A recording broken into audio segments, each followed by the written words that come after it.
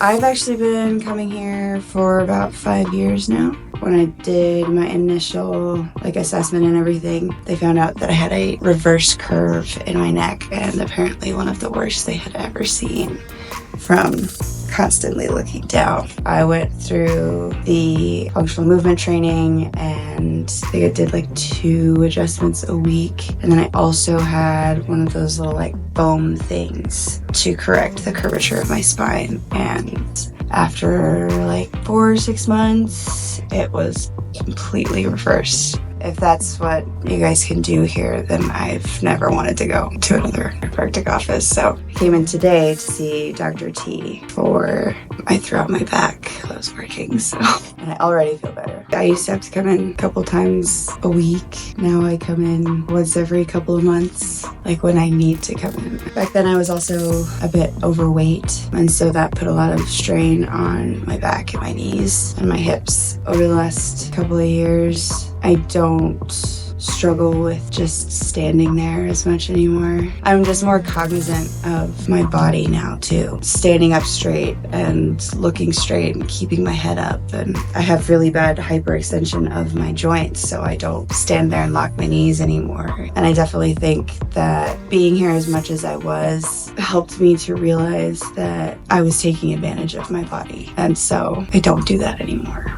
Just listen to your body as much as there are a lot of things that you can take and you can handle. Over the last few days specifically, when I threw my back out, I told myself I was going to go back and do my job, which I'm a server and a bartender, and that on a thrown out back is probably not the greatest idea, but I was going to do it, and told myself that if I just took some painkillers and put some heat on my back, I'd be fine. And woke up on Monday morning and decided that that was not the case, that I needed some help. I needed to come in here. And as much as I did take some, ibuprofen and stuff like that, if I hadn't listened to what I needed, then I would have made the situation so much worse. As much as I'm young right now, and maybe I could just toughen it out and get through it, I want to get to my 50s, 60s, and 70s and not be able to move. I want to be able to not have somebody wipe my own butt for me,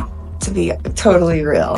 And I want to get to my retirement age, whatever that might end up being, and be able to travel. And travel isn't really something you can do very well with a lot of fun if you can't move around and you can't feel good. Grandpa is at a 90-degree angle. He can't actually stand up straight anymore. That's my dad's dad, and my mom's dad died in a chair because he couldn't get up and move around anymore. And granted, they were both in their 80s, but I have regulars who are in their 80s, early and mid 80s, who come in and they move slowly, but they still drive themselves around. They still come get themselves dinner, they're there by themselves, so they don't need anybody to be with them all the time. It's just the difference between what happens when you take care of yourself and when you don't.